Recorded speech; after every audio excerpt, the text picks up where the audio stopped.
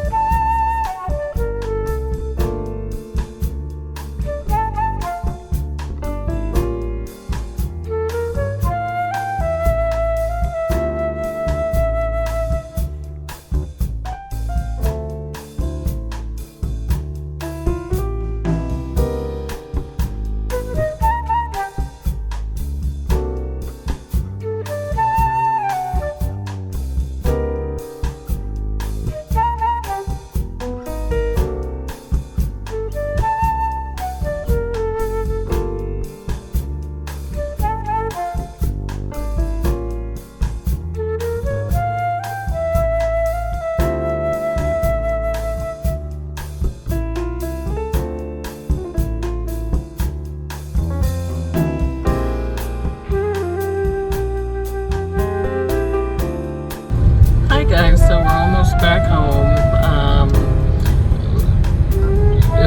If you wonder like why is she going to Missouri for cigarettes, it's because they're a lot cheaper there. In fact, everything is cheaper in Missouri. So a lot of Kansans go there to buy cigarettes and gasoline because it's cheaper there. And now we're almost back home, and this is what that area looks like.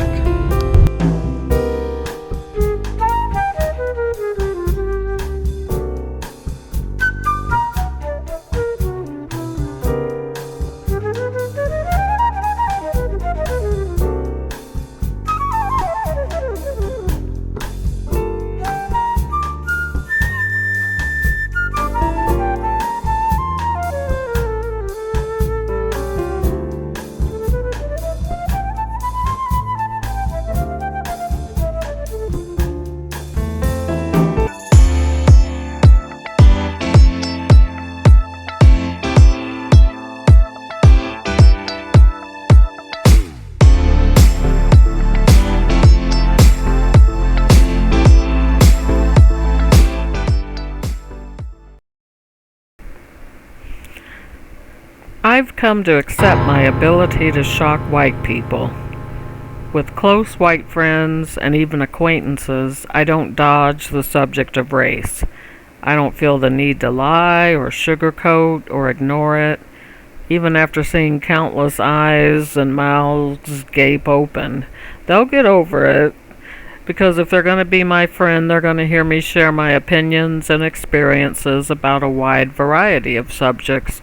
So why wouldn't I include race? Because they're white? Nonsense. I've run my mouth while some of my black friends were also present, and I've seen their looks of dismay. Donna, you didn't have to say that, I imagine them thinking. At other times, they've laughed out loud. Donna, you're so crazy, or whatever. When you're hanging out with friends and family, you feel free to share recollections. One story reminds you of something else, and so on. I don't filter my stories based on the race or even the sexuality of my audience. I don't feel the need to, not among friends. I remember telling my stepdaughter as a kid I was made to feel ugly by other black kids because my skin was dark. I told her how much I hated it when my playmates would gather in a circle and extend one arm, creating a bunch of wheel spokes, if you will. Whoever had the darkest skin was a loser. I lost that game most of the time. The poor girl nearly cried. She and her dad are not from America, they're from England. And she was visiting from the small town they came from, which has like 0 black people. I've been there, so I know. I guess a story like that was more shocking to her than it would have been to an American. I didn't tell it for effect or sympathy.